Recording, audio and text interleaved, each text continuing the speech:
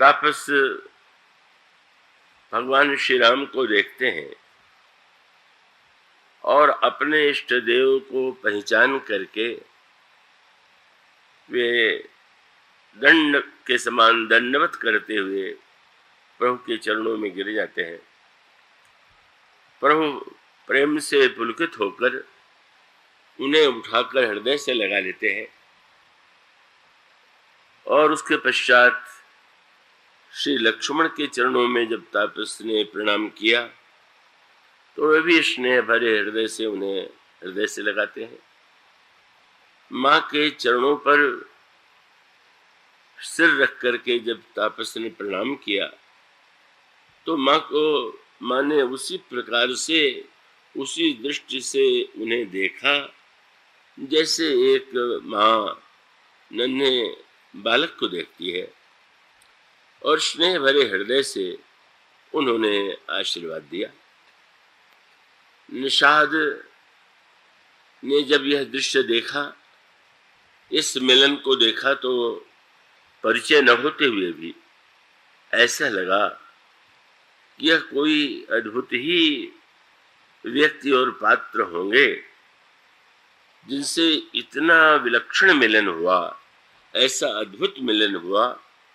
और तब निषाद राज ने भी उन्हें दंडवत प्रणाम किया और वे भी श्री राम के प्रेमी को हृदय से लगा करके आनंद का, प्रसन्नता का अनुभव करते हैं। तो ये जो तापस हैं, यह कौन है और इसके पीछे जो एक निहित अर्थ है वह बड़े ही महत्व का है। गंगा पार उतरने के बाद प्रभु से केवट ने यह आग्रह किया कि आप मुझे साथ में ले चलिए। तो केवट का यह विचार था कि श्री रामभद्र वन पथ में वन से भी अपरिचित है और इन्हें जानने और पहचानने वाला भी कोई अन्य व्यक्ति नहीं है। तो ऐसी स्थिति में मैं यदि साथ में जाऊंगा, और स्पष्ट उन्होंने कह दिया कि मैं आपको वन का मार्ग दिखाऊंगा, आपके साथ चल करके आपके लिए कुटिया का निर्माण कर दूंगा और कुछ दिन सेवा करने के बाद आप जो आज्ञा देंगे उसी का मैं पालन करूंगा। भगवान श्री राम ने निषाद को साथ में ले लिया। पर इस प्रसंग के बाद ही यह प्रसंग आता है कि जब भगवान श्री राम ने निषाद राज को विदा किया और वो निषाद राज प्रभु की आज्ञा पाकर के यहीं से लौट गए, तो बड़ी विचित्र सी बात है।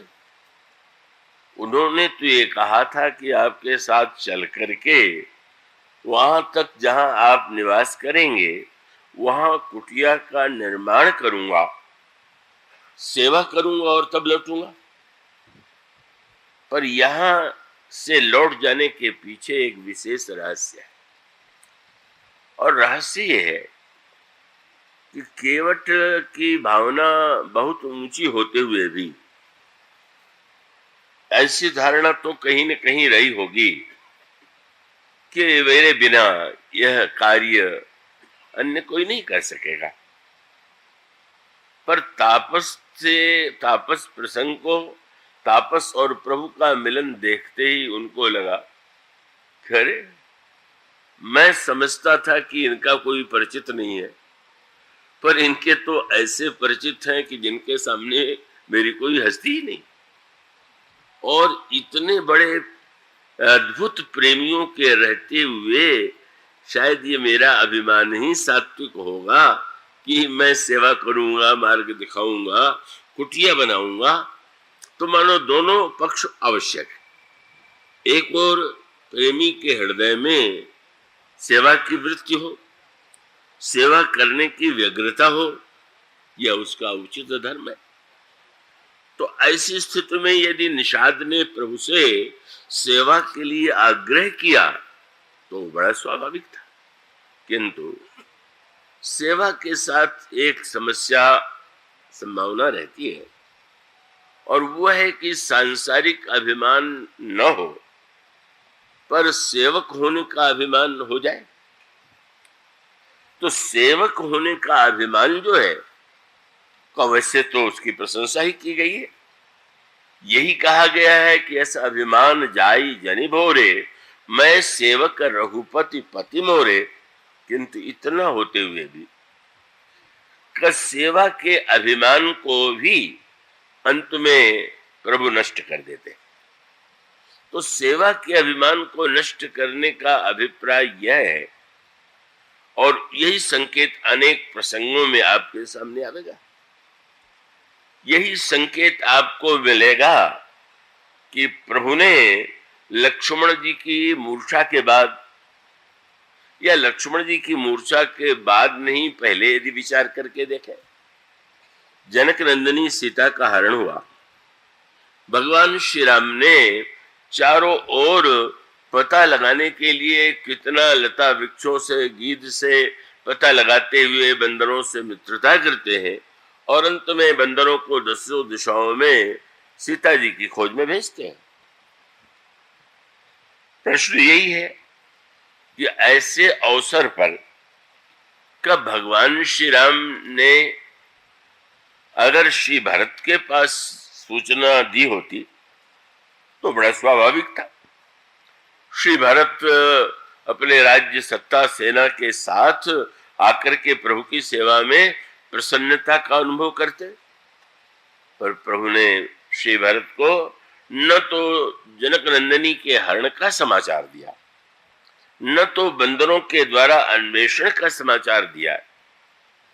और फिर वो पराकाष्ठा तब हो गई कि जब जनक नंदिनी सीता लंका में अशोक वाटिका में वंदनी बनी हुई है, उस समय जब लंका में रावण के विरुद्ध युद्ध करते हुए का प्रसंग वही आता है कि लक्ष्मण जी मेघनाथ की शक्ति बाण से मूर्छित हो गए। ऐसे प्रसंग में भी भगवान ने कभी भी यदि श्री भरत को सूचना नहीं दी तो उसका क्या उद्देश्य है? और फिर कभी इसको देख करके, पढ़ करके, सुन करके लोगों के हृदय में एक संशय उत्पन्न होता है। प्रभु ने सूचना नहीं दिया, पर हनुमान जी के द्वारा जब श्री भरत को सारी सूचना मिल गई, तब तो ये चाहिए था कि वो स्वयं प्रभु की सेवा के लिए वहां लंका चले जाते। पर श्री भरत प्रभु का के द्वारा सूचना न देना और श्री भरत का के द्वारा न जाना का क्या अर्थ? मुझे तो बड़ा कष्ट हुआ। छतरपुर में एक बड़े तार्किक वकील मुझसे मिले और उन्होंने इस तरह से इन प्रसंगों की व्याख्या की कि मैंने तो सिर पकड़ लिया कि आपकी बुद्धिमत्ता कैसी में है। वो ये सिद्ध करना चाहते थे कि वो श्री भरत ने ये जो श्री राम से राज्य लेने का अनुरोध चित्रकूट में जाकर के किया, वो दिखावा था। अब जैसी उनकी वृत्ति थी वैसे उनको श्री भरत भी दिखाई दे, स्वाभाविक है। और उनके पास तर्क, वकील तो तर्क में निपुण होते ही है। तो वो उन्होंने ये कहा कि जब भगवान श्री राम ने कह दिया कि तुम कहो तो मैं लौट चलूं, तो ऐसी स्थिति में अगर सचमुच लौटाने गए होते तो कहते लौट चलिए। पर आग्रह करके जब प्रभु ने अनुमति दे दिया और फिर भी नहीं लौटने के लिए उन्होंने कहा, तो केवल उनका दिखावा मात्र था। और उस संदर्भ को आगे बढ़ाते हुए उन्होंने कहा, भला बताइए, इसके बाद कभी उन्होंने श्री राम की सुध लेने की चेष्टा नहीं किया। इतना बड़ा संकट आया, इतना बड़ा युद्ध आया, और इससे बढ़ करके और क्या हो सकता है कि समाचार मिलने पर भी वे नहीं गए। कितनी मलिन बुद्धि हो सकती है। तर्क के द्वारा व्यक्ति बुरे से बुरे व्यक्ति को अच्छा सिद्ध कर दे, अच्छे से अच्छे व्यक्ति को बुरा सिद्ध कर दे। और उसका कारण ये है कि ये जो प्रेम रस की जो दिव्य स्थिति है, साधारण व्यक्ति की जो तार्किक बुद्धि है वो उसके समझ से परे। और उस प्रेम की स्थिति को, प्रेम की जो प्रेमी की प्रकृति होती है, प्रेम के संदर्भ की जो भूमिका है, वो सर्वथा भिन्न है। और वो क्या है? गोस्वामी जी ने कई प्रसंगों में कहा कि यह प्रेम के लिए कहा गया प्रेम पथ बड़ा रहस्यमय, गूढ़। तो जब ये गूढ़ शब्द का प्रयोग किया जाता है, गोस्वामी जी ने एक दोहा लिखा कि चातक जो है का बड़ा व्याकुल होकर के मेघ को पुकारता है, और इतना होने पर भी मेघ चातक को स्वाति नक्षत्र का जल दे उसे आवश्यक प्रतीत नहीं होता। तो गोस्वामी जी प्रश्न उठाते हैं कि किससे क्या सिद्ध हो रहा का? या तो ये तर्क करें कि मेघ इतना उदार है, मेघ उदारता से सबको जल बांट रहा है और चातक को नहीं दे रहा है, तो चातक पापी होगा, अनधिकारी होगा, इसलिए नहीं दे रहा है। अथवा इसका अर्थ यह हुआ कि मेघ जो है उसके मन में चातक के प्रति कोई स्नेह ही नहीं। गोस्वामी जी इसको आश्रित बना करके एक दोहा लिखते हैं, और दोहा क्या है? बोले, हो ही न चातक पातकी और जीवन दानी न मूड। मेघ कठोर नहीं है, उसका हृदय बड़ा कोमल है, और चातक पापी नहीं। तो फिर ये निष्ठुरता जो दिखाई दे रही है, क्यों? गोस्वामी जी ने कहा, तुलसी गति प्रहलाद की समुझ प्रेम पथ गूढ़। उनका भक्त प्रहलाद की गाथा पर दृष्टि डालिए और यह उसको हृदयंगम कीजिए कि प्रेम का पथ कितना रहस्यमय है, कितना गूढ़ है। क्यों? प्रहलाद के ऊपर हिरण्यकश्यपु ने कितना अत्याचार नहीं किया, कितना कष्ट नहीं किया। भगवान का यदि प्रहलाद के प्रति इतना प्रेम था, तो जिस समय उसने अत्याचार प्रारंभ किया था, उसी समय आकर के हिरण्यकश्यपु का वध कर देते। भक्त को इतना संकट और इतनी विपत्ति न सहनी पड़ती। क्यों? फिर वही प्रश्न कि या तो ये माने कि प्रहलाद के प्रेम में कोई कमी थी, या ये माने कि भगवान के उदारता में कोई कमी थी। पर गोस्वामी जी कहते हैं ये बुद्धिमानों का विषय नहीं है। यह इसकी व्याख्या तुलसी गति प्रहलाद की समुझ प्रेम पथ गूढ़। और इसका अर्थ यह है कि भगवान क्या चाहते हैं। भगवान स्वयं अपनी महिमा, अपनी कृपा, अपनी दयालुता को संसार के समक्ष रखने के लिए उतने उतावले नहीं है जितने भक्त की भावना, भक्ति का प्रेम, भक्त की निष्ठा। मानो प्रभु को यह बताना अभीष्ट था कि प्रहलाद पर विपत्ति आने के बाद अगर तुरंत भगवान आके सहायता करते तो भगवान की दयालुता तो सिद्ध होती, पर प्रहलाद कितने बड़े निष्ठावान प्रेमी हैं, इतनी विपत्ति में भी उनका प्रेम नष्ट नहीं हुआ। भगवान व्यग्र है कि नहीं, थोड़ा कठोरता का अभिनय करके भी अगर भक्त प्रहलाद की भक्ति, उनका प्रेम संसार के सामने आता है, तो यही सबसे उपयुक्त मार्ग है। तो वस्तुतः यह संकेत बड़ा मधुर यह है कि प्रेम की व्याख्या होई न चातक पात की, जीवन दानी न मूढ़, तुलसी गति प्रहलाद की समुझ प्रेम पथ गूढ़। प्रेम पथ में और अन्यत्र अंतर क्या है? संसार में व्यवहार देख करके आप किसी व्यक्ति के हृदय के संबंध में निर्णय कर दे। आपका कोई सम्मान कर दे, आपको भेंट कर दे, आपकी महिमा का गायन कर दे, आप कहेंगे वाह कितने उच्च कोटि के। तो मानो व्यक्ति जो है क्रिया के माध्यम से निर्णय करता है कि यह इस व्यक्ति की भावना कैसी है। और प्रेम की प्रकृति उल्टी है। संसार की प्रकृति है क्रिया देख करके प्रेमी या प्रेम शब्द का प्रयोग करना, और प्रेमी का यह स्वभाव है कि वह प्रेम को सत्य मान करके सारी क्रियाओं को ही प्रेम के रूप में देखता।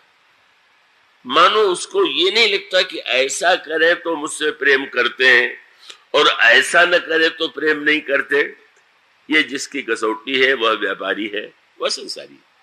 कि जिसको ये लग रहा है कि चातक यदि मेघ नहीं देता, तो गोस्वामी जी कहते हैं दोनों और एक ही सूत्र है क्या कि चातक के मन में यह बात तो आनी चाहिए कि कितना यह निष्ठुर है कि मैं पुकार रहा हूं, व्याकुल हूं, अन्य लोग जो इससे मेरी अपेक्षा कोई इतने निष्ठावान नहीं है का उनको इतनी उदारता से जल दे रहा है, मुझे नहीं दे रहा। क्या मैं ऐसे निष्ठुर के प्रति मैं अपने को उससे प्रेम करना क्या उचित होगा? फिर गोस्वामी जी ने यही कहा, और इसी बात को उन्होंने अनेक रूपों में कहा। चढ़त न चातक चित कबहु प्रिय पयोधि के दोष। चातक को कभी भी मेघ का दोष नहीं दिखाई दिया। किसी ने एक दिन चातक से कहा, क्या तुमने ऐसे निष्ठुर से प्रेम कर रखा है जो संसार को जल बांट रहा है, तुम्हें प्यासा मार रहा है? उसने यही कहा कि तुम्हें समझ में नहीं आया, संसार में जब कोई अतिथि आ जाए, बाहर का आ जाए, तो अपने घर के लोगों को थोड़ा भूखा रख करके भी उसका स्वागत किया जाता है। पुरानी परंपरा ये थी, आज की बात जाने दीजिए। तो उसका अर्थ ये हुआ कि यह है कि नहीं भाई, ये तो अपने हैं, आज कष्ट सह लेंगे, लेकिन ये तो आए हुए हैं, 2 दिन के लिए आए हुए हैं, हमारे अतिथि हैं या प्रिय हैं, इनका स्वागत होना चाहिए। तो चातक ने यही कहा कि जल अगर मुझे नहीं देता है मेघ, तो इसका अर्थ है मुझे अपना मानता है और तुम्हें पराया मानता है। सोचता है ये पराये हैं, इनको देना आवश्यक है। यह हमारा चातक तो अपना है, उसका अपना अपनत्व है का वो उसके निष्ठुरता का परिचायक नहीं। गोस्वामी जी ने कहा, जिस दिन प्रियतम में प्रेमी को दोष दिखाई दे जाए, समझ लो कि प्रेम समुद्र की नाप हो गई। कितना गहरा प्रेम है। क्रिया के द्वारा अगर प्रेम का निर्धारण होगा तो कितना उथला सिद्ध हो जाएगा, इसकी कोई। इसलिए गोस्वामी जी कहते हैं, चढ़त न चातक चित कबहु प्रिय पयोधि के दोष, तुलसी प्रेम पयोधि की ताते नापन जोग। इसका मूल सूत्र यह है कि प्रेमी भगवान के हृदय में निरंतर भक्तों की महिमा, भक्तों की भावना, भक्तों की प्रीति, इसकी महिमा संसार के समक्ष रखने की व्यग्रता होती है। और इसीलिए जानबूझ करके वो कभी ऐसा, अनेक बार ऐसा नाटक करते हैं जिसमें लगता है कि अरे ये तो बड़े कठोर है। और ठीक यही प्रकृति भक्त की है। भक्त निरंतर हर परिस्थिति में, का गोस्वामी जी ने श्री भरत के संदर्भ में ये व्याख्या किया। क्या उन्होंने त्रिवेणी के तीर्थराज प्रयाग से ही जुड़ा हुआ वह भी प्रसंग है। श्री भरत त्रिवेणी तट पर खड़े होकर के प्रार्थना करते हैं, जलद जन्म भरी सुरति विसारो। जल मेघ जो है जीवन भर मेघ को भूल जाए, और जांचत जल पबि पाहन डारो। जल की याचना करने पर जल देना तो दूर रहा, ओला बरस गया। पर गोस्वामी जी कैसे भरत जी कहते हैं कि ऐसा होने पर भी अगर चातक में उलाहने की भावना आ गई तो प्रेमी नहीं। श्री भरत कहते, जलद जन्म भरी सुरति विसारो, जांचत जल पबि पाहन डारो। अरे चातक रटनी घटे घटी जाई, बड़े प्रेम सब भांति भलाई। इस कठोरता से अगर चातक की वृत्ति घट गई तो प्रेम की महिमा घट गई। उसके प्रेम की महिमा यह है कि उसका प्रेम निरंतर वर्धमान होता रहे। इसलिए मानो एक अद्भुत होड़ है। भक्त चाहता है भगवान की महिमा, भगवान की उदारता संसार के सामने प्रकट। और भगवान चाहते हैं भक्त की निष्ठा, भक्त के जीवन का जो आदर्श है वो संसार के सामने आवे।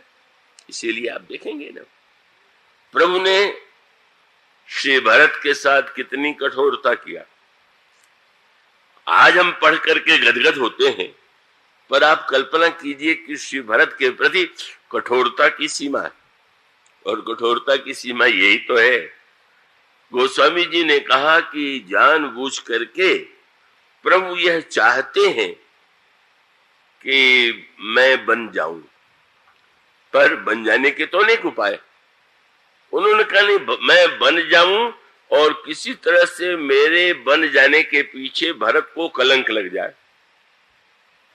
आप उसका अन्यथा अर्थ न लीजिएगा, उसका अर्थ यह है, और उसी दृष्टि से लोगों ने देखा, सहज रूप से ये प्रतीत हो रहा था कि वो जो कुछ हुआ है कि श्री भरत नहीं थे वहां, महारानी कैकेयी ने वरदान मांगा, तो लोक दृष्टि में यही प्रतीत हुआ। और गोस्वामी जी ने इसी की ओर संकेत किया कि जिस समय ननिहाल से लौट करके श्री भरत आए तो वो बड़ी विचित्र स्थिति का उन्होंने किया।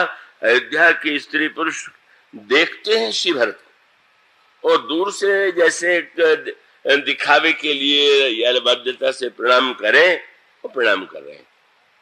पुरजन मिलही न कहीं कछु, गवही सिधार ही जाए। बस प्रणाम करते हैं और लगता है कि चेष्टा करते हैं कि भरत कुछ पूछने दे, तुरंत वहां से भाग खड़े होते हैं और भरत भी उनसे पूछने में संकोच करते हैं। पूर्ववासियों के द्वारा जो इस प्रकार से श्री भरत की उपेक्षा की जा रही है, उसका सूत्र यही है कि सारी घटना की व्याख्या जो एक साधारणतया व्यक्ति की बुद्धि से आ सकती थी, वो यही थी कि ये कैसे कुछ हुआ, महारानी ने जो कुछ किया कैसे किया। और तब उन्होंने वही कहा कि भरत को ननिहाल जानबूझ करके महारानी कैकेयी ने भेज दिया, उनके रहते हुए एक नई समस्या न उत्पन्न हो, और उनके न रहने पर ही जानबूझ करके यह वरदान मांगा गया। और मांगने के बाद अब इस समय भरत इतने दिन तक ननिहाल में ननिहाल से लौट करके आए हुए हैं। महाराज दशरथ की मृत्यु हो गई है। जब महाराज दशरथ की मृत्यु का समाचार श्री भरत को नहीं दिया गया था, पर वो श्री भरत का वेश देख करके उनको नहीं लगता कि श्री भरत जो है कोई बहुत व्यथित हो, कष्ट में। इसलिए गोस्वामी जी ने कहा कि सारे अयोध्या में सबसे अधिक लोग यह मानते थे कि एक भरत कर सम्मत कहें, जो कुछ हुआ है उसके पीछे भरत की सम्मति। कितना बड़ा कलंक है। तो यह जो कलंक है, इस कलंक का दोषी कौन है? खोज किया गया, खोज की गई तो महर्षि भरद्वाज ने कहा, भरत तुम संकोच में मत गढ़ो, मैं तुमसे कुछ नहीं पूछूंगा क्योंकि मुझे तो सारा समाचार मिल चुका है। तात भरत हम सब सुधि पाई। सोचा था सुन के भरत जरा आश्वस्त हो जाएंगे, पर वो और संकोच में गड़ गए। उनका अभिप्राय था कि मैं पूछूंगा तो इस संकोच के मारे कि कहेंगे कि क्या तुम ही वो कैकेयी के बेटे हो, तो संकोच मिटाने के लिए कहा, लेकिन उनका संकोच और बढ़ गया। तब उन्होंने कहा कि तुम चिंता मत करो, बोले तुम गलानी जन जिये कर, जिये जन करो समुझ मात करतूत। तुम्हारे क्या दोष है? सारी करतूत तो तुम्हारे माँ कैकेयी की है, तो निंदा कैकेयी की होनी चाहिए कि तुम्हारी होनी चाहिए? तुम्हारी आलोचना का कोई कारण नहीं। पर श्री भरत ने और सिर झुका लिया। अब क्यों? श्री भरत को मानो लगा कि अगर महारानी कैकेयी ने अनर्थ किया तो यही मान करके तो किया कि भरत राज्य ले लेगा। मां को अगर ये भरोसा होता महारानी कैकेयी को कि भरत तो राज्य लेगा ही नहीं, तो इतना अनर्थ न करती। और अगर उन्होंने बाल्यावस्था से गर्भ में धारण किया और इतने दिनों तक उन्होंने मुझे देखा, तो कहीं न कहीं उन्होंने मुझ में लालसा, वासना, कामना का सूत्र पाया होगा, तभी ऐसा कहा। इसलिए अगर हमारी माँ कहे जाने वाली के हृदय में भी मेरे प्रति भरोसा नहीं था तो उनका क्या दोष है? उन्होंने तो जितना अनर्थ किया मेरे लिए किया। अब भरद्वाज जी ने सोचा अब क्या कहें, और तब उन्होंने बिल्कुल उलट दिया सारी घटना को। क्या बोले, यह कहत भल कहि न कोई, लोक वेद विद सम्मत दोई, और तात तुम्हार विमल जस गाई, पाई ही लोकहु वेद बढ़ाई।